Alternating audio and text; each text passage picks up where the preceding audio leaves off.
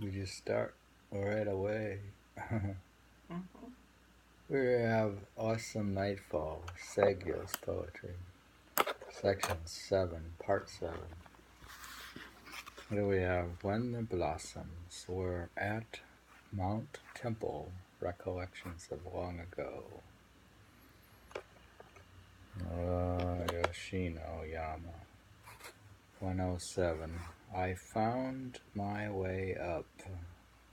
Yoshino's precipice hung path into its past, seeing there the blossoms I sought that spring ages ago. He saw the ones he sought ages ago. Or something. I found my way up Yoshino's precipice hung path into its past, and seeing there the blossoms I sought that spring ages ago.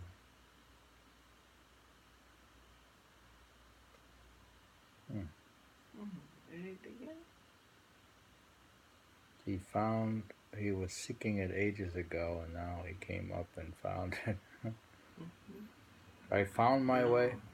no, he went to the place where somebody old from some time ago went, and he himself now he Mm. found himself ages Yeah, I back. found my way up Yoshino's precipice hung path into its past.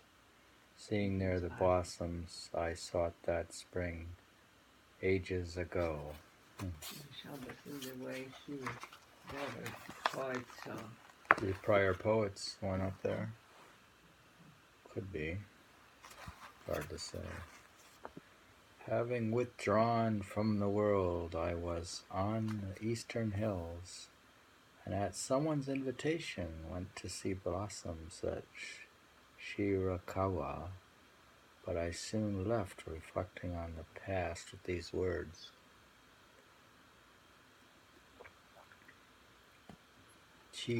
Chiri o Midi, Poem 115. This frame of mind lets me go back, even without seeing the blossoms fall.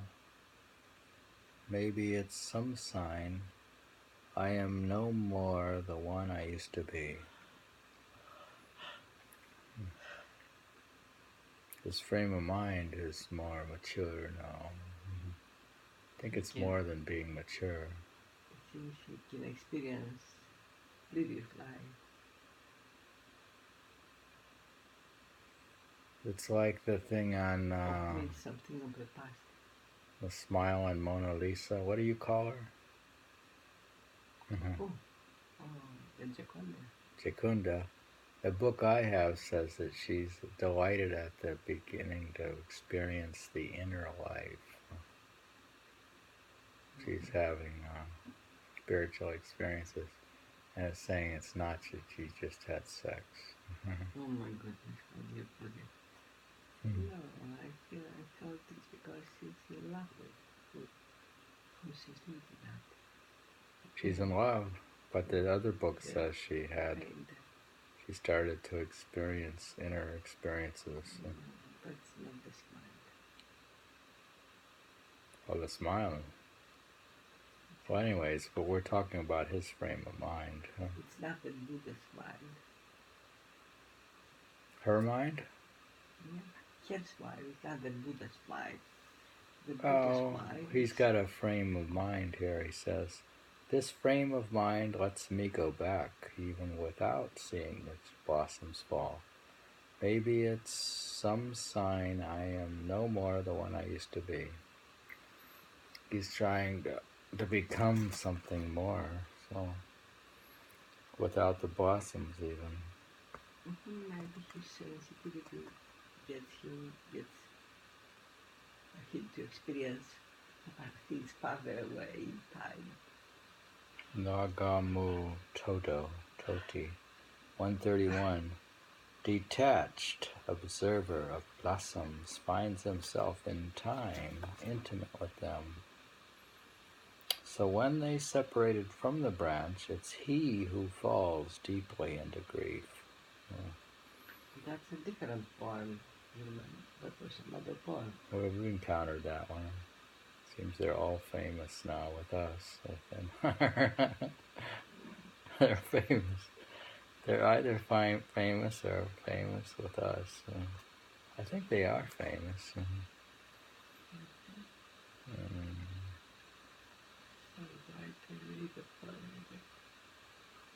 Nagamutoti 131. Detached observer of blossoms finds himself in time intimate with them. So when they separate from the branch, it's he who falls deeply into grief. That was a poem. Yeah, that's a poem. That's his poem. Oh my God, what a commentary.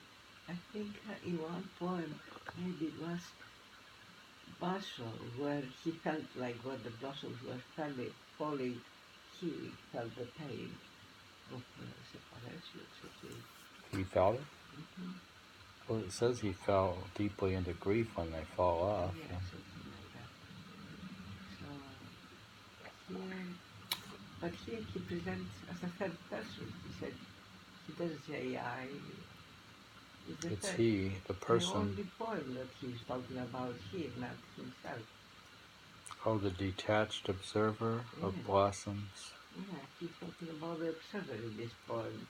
Here, the detached observer of blossom finds himself in time intimate with them.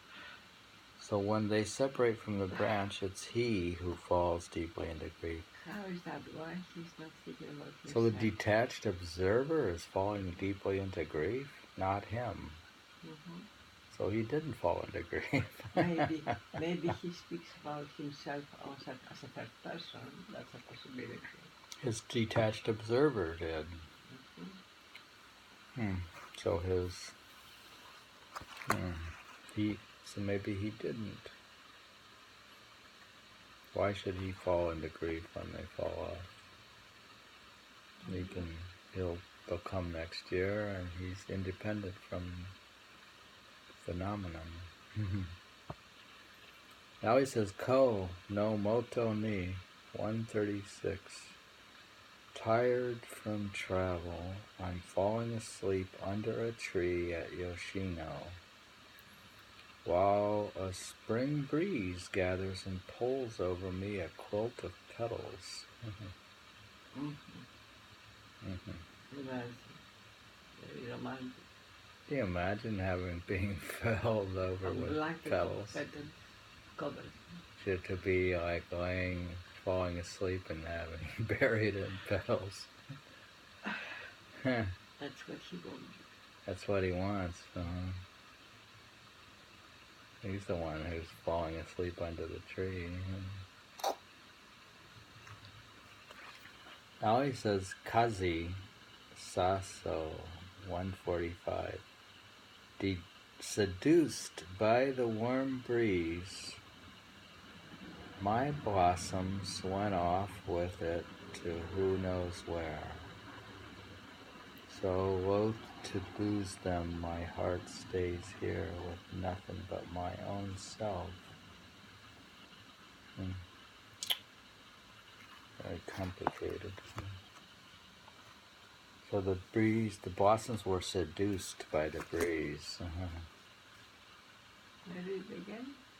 Seduced by the warm breeze, my blossoms went off with it. No one knows where. So loath to lose them, my heart stays here with nothing but my own self. No, the blossoms that covered him, he called them his blossoms. Is that what he's talking about? It's not the same blossoms from he's sitting with, but it's not. I don't know. What he's talking about. Haru Kazino 150. In my dream, I saw the spring wind gently shaking blossoms from a tree, and even now, though I'm awake, there's motion trembling in my chest. In my dream I saw the spring wind gently shaking blossoms from a tree. And even now, though I'm awake, there's motion trembling in my chest. He still feels it.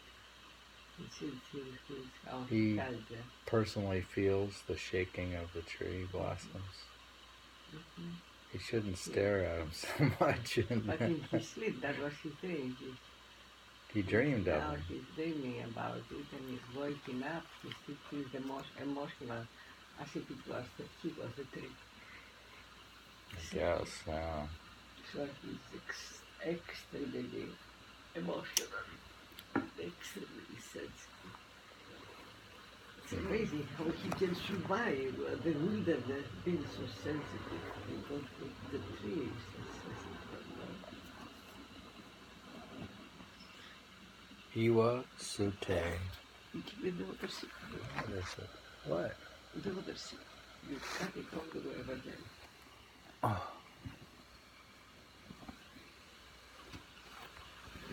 Iwa Sutta 184. Scaling the crags, where Saigyo bloom, not for plucking but for hanging on, the saving feature of this rugged mountain face I'm climbing. He may be grabbing blooms not for plucking but hanging on. It says scaling the crags where Saigyo bloom, not for plucking but for hanging on.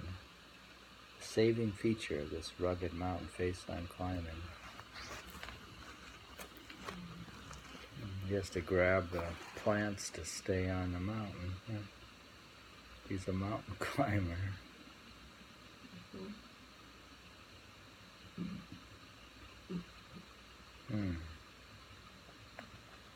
He says, Samidari no 221. Early summer rains. No let up, no glimpse of sky. But somewhere inside this thick band of clouds, a crying mountain warbler threads its way. There's a bird flying through the rain somehow, or something. Somewhere inside. Early summer rains, no let up, no glimpse of sky, but somewhere inside this thick bank of clouds, a crying mountain warbler threads its way. Finding a place in summer at North Shirakawa. Here he says, poem 261.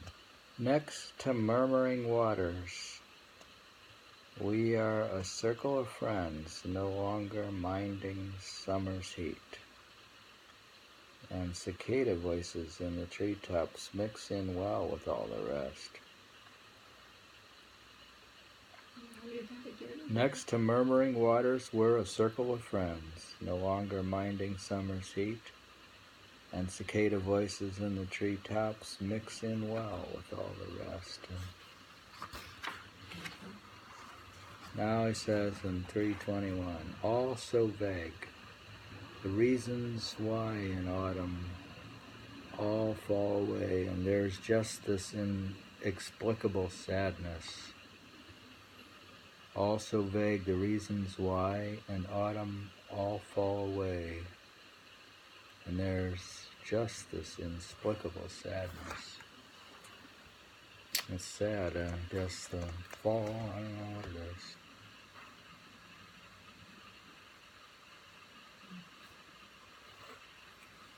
We're reading from Saigyo, Japanese poet and awesome Nightfall, part 7.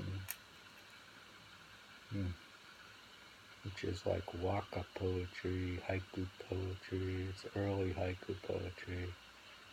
Or it's poetry before Basho. Basho admired Saigyo.